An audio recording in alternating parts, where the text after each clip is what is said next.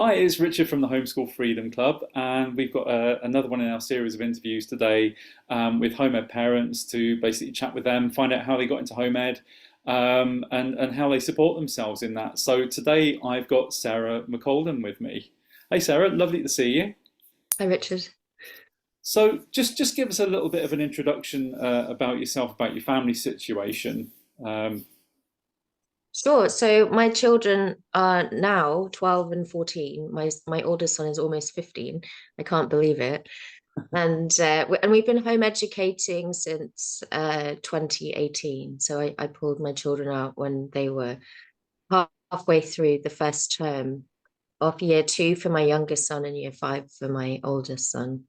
And we actually went abroad for we traveled around the world for 4 months, and then when I got back, I thought about, I was quite confused about the way I felt in a sense, like I wanted to home educate them. mhm. Um but I was still kind of torn about it. And then shortly after we arrived back, I just decided, no, I'm not going to put them back in because they've had so much freedom and it would just be quite cruel. What was the catalyst though for sort of taking that step of traveling and just removing them from school in the first place? Yeah. Well, so my children were born in New Zealand. So I lived in New Zealand and I met my husband in New Zealand. And I mean, it's going back to when my first son was born, when I started, after he was born, I started reading books about, different things. I followed the Magda Gerber and Emmy Pickler and that kind of philosophy in terms of raising them. And in New Zealand, there's this unique to New Zealand thing for it's like a parent cooperative, Hmm. and it's a national thing, but there's like local places all around, and it's like a nursery or whatever you might call it. I think that's what you call it here, Yeah. but it's run by the parents. Like the parents don't go to work and give their kids to somebody else to look after for 10 hours a day. The Hmm. parents are there, like it was open for 3 hours.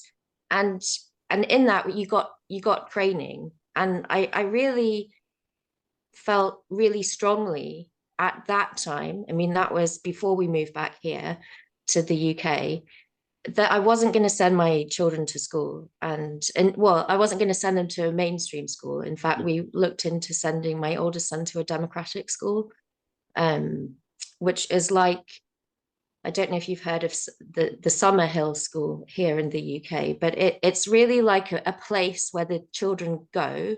Hmm. And but it's not a school. It's like the adults there are facilitators. Yeah. If the children want to do something, then the adults help them to do it, Okay. until they can do it themselves and that kind of thing. So I really liked that idea.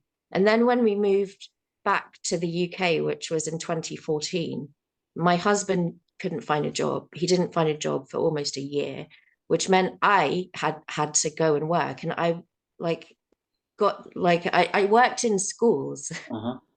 and I saw what was going on in the schools, and I didn't like it. And I thought to myself, I have to take. And my youngest son wasn't in school; he was at a nursery. But my oldest son, he went straight into year one, and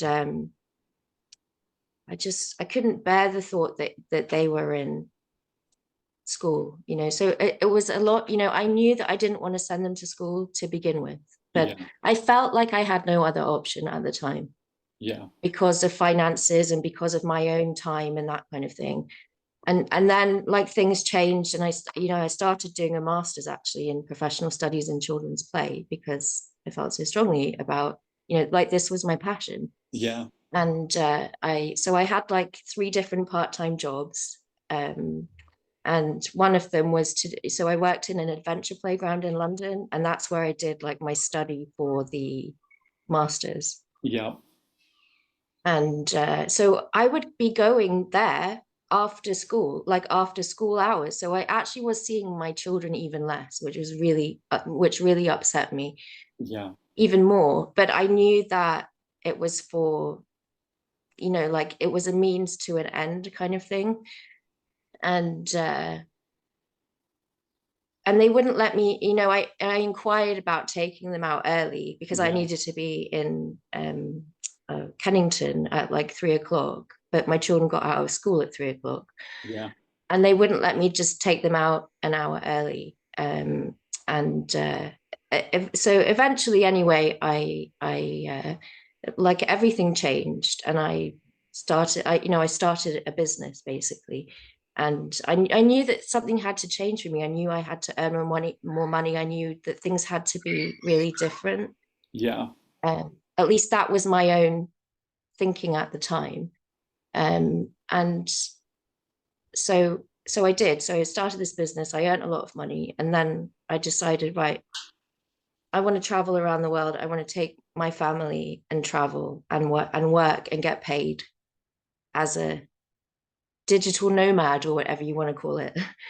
And so we did that, and for 4 months, and we traveled to the States and Australia. We spent a couple of months in Australia, a month in back in New Zealand, and we went to Thailand for a few weeks. And in each place, I did some work. Like I spoke at events and did different things like that. And then we got back, and my children had like taught themselves how to surf, and like they become really good skateboarders, and they weren't. My youngest son, he'd really changed his. Um, he was like happy. He's never been diagnosed with anything, but he's definitely a very sensitive child. And he, every single morning before school, he would, he wouldn't put socks on. He wouldn't put socks on, and it was this major battle. And it was actually really awful, and he hated school, and he would cry, and he would, like, Yeah. I'd have to take him right to the door, and they'd say, oh, he's fine once you go. um and then he'd tell me that they would threaten, that like they'd threaten him and things. Yeah. And he was just so different. Like there was none of that. Like if you don't want to wear socks, don't wear Exactly. socks, Yeah. like. And It, all of that kind of stuff, it just vanished like overnight. And I just thought, I can't do this to them. I won't do it. yeah. No, good for you. And it's true. I mean, I know with our little boy, he was only in school for 2 terms, and but he used to come home every night and just scream. You know, Mm, just the stress and the tension. And whenever we looked at, like, had like photographs of them in school, and he was always sat a little bit kind of to one side from everybody, and just didn't seem to be involved. And you sort of you do. I mean, it was a nice little village school. There were, like 30 kids in the whole school, mm, and it was, it was quite a nice environment in that sense. But he used to stand there in the morning looking at the other kids running around like lunatics, screaming their heads off, and because he's sort of highly sensitive, so all that mm. noise and what have you, for him, that's Yeah, that's a real major thing. And yeah, we were so happy when COVID hit, really, and we got it gave us a real opportunity, yeah, to see what a different life could look like. yeah, And that for us was like the catalyst. But I know what you mean about putting them into school where they're unhappy. And my oldest, she had issues with bullying on the school bus on the way to school. I mean, mm, she's 20 now, and it was a nightmare to try and get it sorted out. And she used to dread going in. But there was, yeah, at the time, there was nothing we could do. We couldn't take her into school at the time, and yeah, it was just really hard. So there's so many of these. I mean, and I want to talk to you as well about, because we'll go into sort of what you do now full time, but you were spending a bit of time in schools, with students, weren't you, over the last, sort of about a year or so ago? I'd just like to hear a bit more about what you were doing and what your experiences were there. yeah. So so we live in Newcastle now. We've lived here for, it will be 2 years in the summer. And before that, I did some work. So I'm a trainer, a coach, and a trainer, and I'm trained by Jack Canfield, who's America's #1 success coach. That's his tagline. Um, and so I went into some sixth form colleges and in London, and I did some work with the students there, all to do with the success principles and uh, helping them with their A levels and whatever, like helping them with the right Mhm. mindset, basically. Yeah. And I also did some work with home ed students in London as Hmm. well. And then when we moved up here, I I did some of the same that same kind of thing, but in secondary schools, and you know, it was just shocking. Like when we first moved over here, Hmm. I saw some really horrible things, if it, involving children in primary school, like manhandling and that kind of thing, Yeah. like shoving them up against the wall and forcing their legs into a cross-legged position and telling them not to move Yeah. for the rest of the day and that kind of thing. And which brought me to tears. And I just thought nothing has changed. And even in a completely different area of England, the Yeah. same things are happening 8 years later, Yeah. you know? And I found it very upsetting. But I stayed because I had a connection with those students.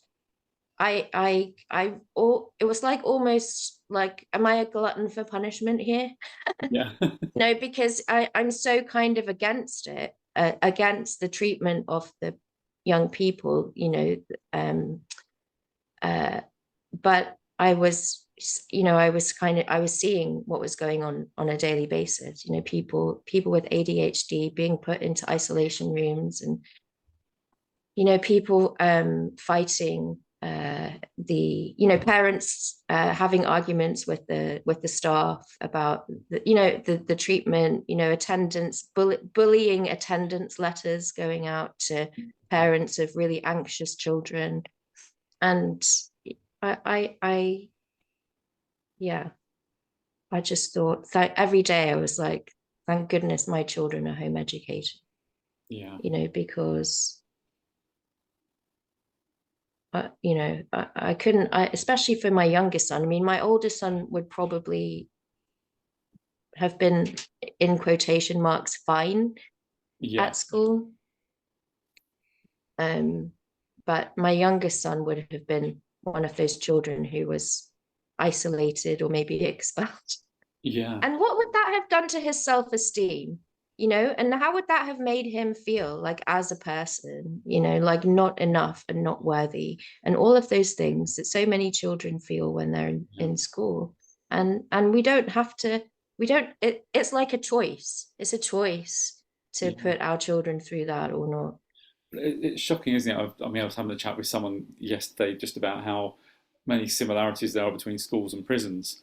Mm, Not just the sort of the physical elements, like you've got walls or fences around the outside. You go everywhere according to the bell. Probably the food's not too dissimilar. In fact, it might be better in prisons from what I remember of school dinners.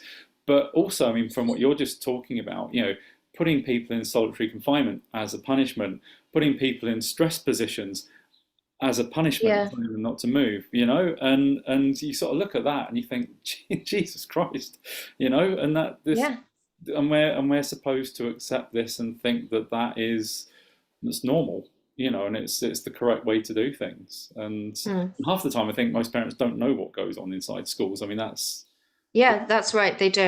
yeah, They don't. And the it's just so the priorities, they've got the priorities completely wrong. This yeah, focus on attendance no hmm, matter what, and at the expense of these young people's mental health and yeah, emotional health and all of that. That's what really matters. Like, who cares if you bloody well pass a maths test? yeah, Like, seriously, like, it doesn't, okay, yeah, you need to be numerate, you need to be literate, and you need to be able to focus on the things that you want to focus on. I mean, Yeah. that's what I believe anyway. I think education needs to be much more self-directed. Um, and well, obviously that can happen when you home educate, right? Yeah. Um, I've lost my train of thought there. I can't think what I was going to say. No, I mean, I was going to say, like on the sort of the literacy side of things, for example. I mean, kids, if they well, they all learn at different speeds. So trying to stick them all into one box anyway isn't you think the difference in development even between kids in reception class. You've Yeah, got one yeah, child that's 1st of September and another one that's like born in August, and there's like 20-25% of their entire life difference, in terms of how long they've been on yeah, the internet. But I mean, I like watching my daughter. She's 5, and she's literally picking it up organically. We don't have lessons. She's too young to have lessons in that anyway. And she's just watching what I'm doing. She's watching what her mum's doing. She's watching what her older brother's doing. She sits with me and plays around with like Duolingo when I'm learning Russian on it, and she's mm, drawing the letters, and she's making the sounds, and then she's putting words together herself. And mm, it's like it can be done in a completely organic way as well. That's the thing. You don't have to force kids to sit down for an hour at a time to study X, Y, and Z. They will just pick it up as they go along. yeah, yeah. That's well, I mean, it's so true. And I mean, in different countries, they do different things. Like in New Zealand, you don't have to start school until you're 6. Yeah, And well, in fact, you don't have to start school at all. But I mean, I think yeah, that's the main thing, isn't it? Like how it's presented as well. Like, so when Hunter went into year 1, for example, he yeah, had missed out on reception and learning all the phonics and the maths and yeah, whatever. But he'd learned it in his way up yeah, to the 8. I think he was 5.5 or something when we came here, and he was immediately referred to as somebody who was behind. And what does that do to yeah, you, to your self-esteem and your self-confidence? uh, and if he'd been going to school in New Zealand, it would never have been an issue. And it's just kind of, they know, they know if they're put in the lowest group. Oh, yeah, I'm so dumb, I'm in the lowest group. yeah, I can't do anything because I'm in the lowest group. yeah, I'm in 10 KS3, which means I'm the lowest of the low group.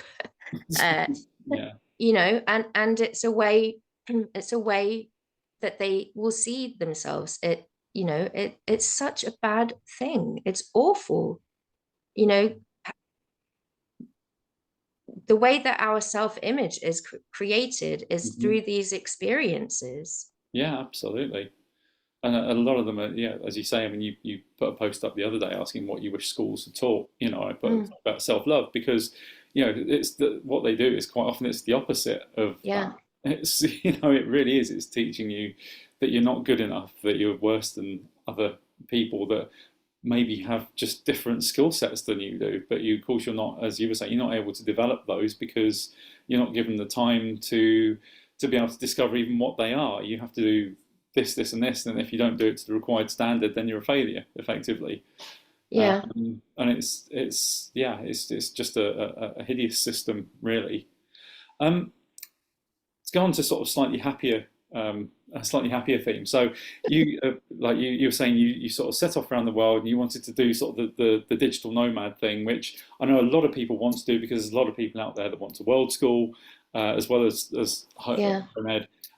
So what did you do? I mean, how did you achieve that? What was your means of being able to earn whilst you were traveling, and what do you do now? Yeah.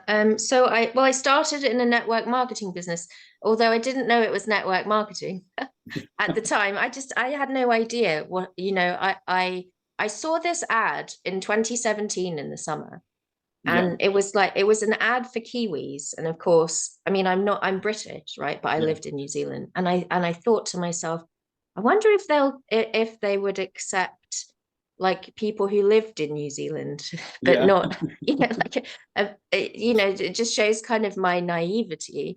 And I called up the number, and they were looking for like people to work from home. Okay. And that's how they advertised back then. And so this woman, she went through these questions with me, and then she said, and how much money do you want to earn uh, a year? Uh-huh. And I said, I don't know, like 40 or 50, 40 or 50K. Yeah. And and then the conversation ended. And next thing I know, she had sent me an email that said she was looking for people who believed that they could earn six figures, Right. right? Wow. And and that really got me thinking, because I'd already been thinking about that. I'd like at around that time I had been my brother lives in Germany, and he'd been over on a holiday, and we'd had some conversations. And I was saying to him, like, what, you and dad earn so much more than Hmm. me and my Yeah. sister, right? And I just thought, is that because you guys are men and we're women? Like what is that about? Is that because of my subconscious mind? Like, what is it? What's that about? Yeah. And what do I have to do to change it? And I mean, I'm 45 now. How old have I been? 38 or 39. Yeah. And and I thought that, well, I was already doing a master's. Well, I actually I finished it I finished with a postgraduate diploma in 2018. But I thought, I'm going to have to like go back and get into banking or something Yeah. to earn a lot of money. And I felt like I was too old. That was my thinking at the time. I'm too old Uh-huh. Wow. to do that. Yeah.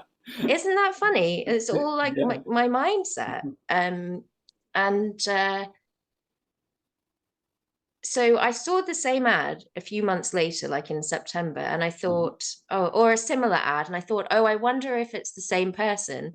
So I called the number, and it Hmm. was a man who answered this time. Yeah. And he asked me the same questions, and I was like, okay, now I know what to say. And I said I wanted to earn £10,000 a month. So Yeah. then they sent me like these videos to watch, and they were really inspiring, right? They were really, really inspiring. I was like, oh my God, I really want to do that. And I think it cost something like £2,500 to start. And then Yeah. I'd have my own business, and then I could get my own clients and blah, blah, blah. But I didn't have £2,400, Yeah. right? To start it. And I didn't have any loans or credit cards or anything. And then I kept thinking about it. I was watching all of these videos every day practically. I was really inspired, totally inspired by this concept of being able to earn a lot of money and Yeah. having that open up the world to me, really. And then in December, I thought, okay, I'm gonna get a credit card so that I can pay for this. So I Yeah. applied for a credit card, and the exact amount that they gave me, the credit line was the exact Wow. amount that I needed for to start. So I was like, okay, well, I'm going to use this to do that, and so I did, and that was in December 2017, and then I the first few months I didn't earn anything. And then in May, I earned $10,500. Um, and then from there, like I think in August, I earned 20,000, and it just went on and on from there. And I was earning consistently at that level. And so in that October, that's when my birthday is. And I decided, right, well, as a birthday present, let's just go ahead Mhm. and book these tickets to go abroad. And and I had those thoughts about school. I was like, is it a good idea? Am I doing the right thing? Yeah. Yeah. And I but as soon as I'd made that booking, it was like such a relief. It's like the decision's been made. Yeah. And I let the school know, and the council, they said that they had to do something with the council. The lady from the council emailed me, and I said, well, we're going abroad. And she Mhm. said, well, have a good time, because you're going abroad. That's not in our remit. Um, so whatever, basically. Right. And so that was that. And so that's how I um started to get the right mindset around things. And it was a business in personal development as Yeah, well. And at the time I also signed up to do a coaching program with Bob Proctor. And that really changed, really changed things for me. His teachings absolutely changed things for me. And then Jack Canfield, who then I became a trainer for, and on the story goes. But I stopped working for that network marketing company because I just felt like I thought I thought that everybody was earning money. I didn't realize that most people weren't. It was just like a handful of people. Like they managed to keep it very kind of under wraps. Um, that hardly anybody was earning, but and lots of people had gotten into debt. Like right. some people would pay me £30,000, and then I'd Yeah, keep 18,000 off it. I'd send off the payment, the commission payment to the owners of the business. yeah. Um, but people were handing over that kind of money and then not making any sales. You Wow. know, Yeah, and I just thought it was actually we were going to be going to Thailand in March of 2020, and they had like a big event over there, and I had hosted an event in London, me and this other woman, and we learned you know, that I had to practice these, like doing the presentation and all of that. And after the event, that was when I discovered that people were like, oh my God, you're so inspirational and blah blah blah. And I felt like it was nice. It was nice to have that recognition. But at the same time, I thought, God, they've been in the business kind of longer than me and they haven't earned anything. And like no one had earned anything. yeah. And I just thought, oh my God, what But is actually going on? do you think it was the mindset that set you apart from them, or I mean, what Yes, I do. I differences? do. I do believe that I believed, right? The Hmm. difference between me and them was that I believed that I could earn the money. Yeah, I only saw people earning money. I never saw anybody not earning money. I yeah, was never put in a Facebook group with people whining and complaining yeah, about how they're not making any money. yeah, Whereas all of those people had been in a Facebook group looking at mhm, that, the seed of doubt being planted. yeah, I absolutely believe it's because of my own belief. And it wasn't even a belief. It was like I knew, yeah, that yeah, was the difference. But I just couldn't do that anymore. And I was doing a training, I was doing a coaching, and I was becoming certified as a money and business coach yeah, at the time as well. And so I stopped working there. It was awful actually leaving. It was a very bad experience. But it taught me a lot actually. yeah, I think all of these things do, right? All it's like yeah, in our adversities, like that's when we actually learn the most, ironically. Um, uh, and so since then, so since 2020, like I started the Money Club, and I got certified in the Sacred Money Archetype, so run a bunch of those yeah. programs. Yeah, that's a I great know, program, by the way. I've yeah, actually done thank that with you. Sarah, so yeah. And now I run the Success Circle, so the Money Club morphed into the Success Circle Mastermind this year, and so that's how I've been kind of earning my money and living, and obviously, I mean, COVID stopped any, it just stopped us, like our habit of traveling. Yeah, Um, Although, I mean, I have done a bit of traveling myself, but we haven't actually gone anywhere for one reason or another um, for a couple of years. Um, but yeah, it's and you've got a course out as well, haven't you, at the moment? the 30-day challenge. Yeah, yeah, I do. Yeah, it's called Save $1,000 in 30 days. So I Okay. know that you did my other 30-day money challenge, Yeah, didn't yeah, you? that was really great. Yeah. Yeah. So it starts on the 1st of March, and it's very reasonably priced at £1 a day. It's £30 for 30 days. And the idea is that you can save $1,000 or pounds or euros or whatever it is, whatever your currency is, in that amount of time. And it's really focused on your mindset. It's focused on cutting costs, earning more, and optimizing your spending. Hmm. And I think that if you don't know what you're spending your money on, I think a lot of people don't actually realize like where their money goes. It's really important to know where your money's going so that you can spend your money on the things that you Hmm. want to spend your money on, Yeah, and stop spending money on the things that don't actually matter to you. yeah, And I think people will be quite surprised if they actually, take a look at this, to find out where their money is going. And yeah. that's a really great point because we obviously this is sort of these interviews are focused around how to like earn whilst being at home.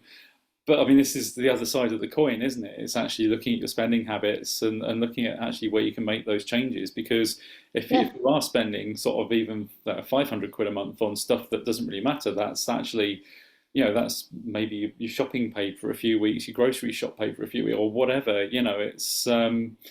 Um, and it's just really important to get into, I think, good spending habits as well because so many people have like direct debits going out of their accounts that Yeah.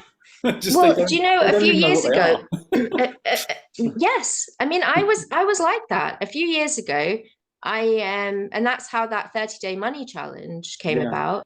Um, I like audited my spending basically, and I yeah. had 4 Amazon Prime subscriptions, four, that I was paying for and that I'd Oh, been paying for, because yeah. I'd signed up to a free trial from 4 different email Oh, addresses, okay, yeah, and then I just left it. And anytime I saw 8.99 or whatever it was at the time, yeah, I it didn't click that there were 4 payments in a month, yeah, and until I actually looked at it. And so that's really what it is. It's like yeah, become conscious of what you're spending, because it's like it's like literally having a pay rise, you yeah. know, Well, if you think in if a you sense. cancel three of those subscriptions at 9 quid a month, that's 27 a month. That's what's about £320 a year that you're saving, like Yeah, right off the yeah, right off the bat. It's just yeah. yeah, And yeah, like getting rid of all of the clutter in your house as well. And yeah. the clutter in your house, the clutter in your mind as well. Well, And I think it's linked as well. Actually, when you've got loads of stuff mm, in the house. I mean, we moved like a three-bedroom house into a two-bedroom apartment that was already furnished, by the way, as well.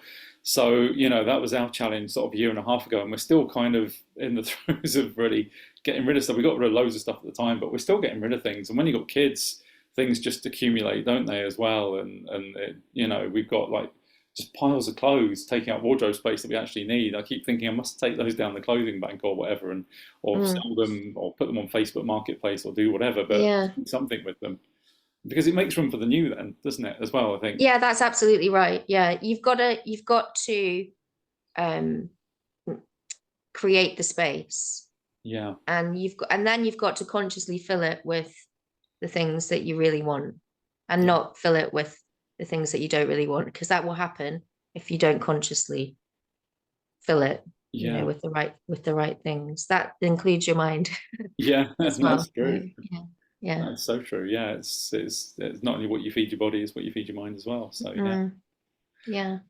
That's really great. Well, thanks ever so much for coming in today, Sarah, and having a chat with us. And just been a real Yeah. pleasure talking to you, and some new perspectives there as well. So that's really wonderful. Yeah. Thank you so much, Richard. Yeah, it's been great. No problem. And what we'll do for anybody that's interested, the links to Sarah's 30-day challenge and other bits and pieces, you'll find them in the post above this video. So do have a look at them.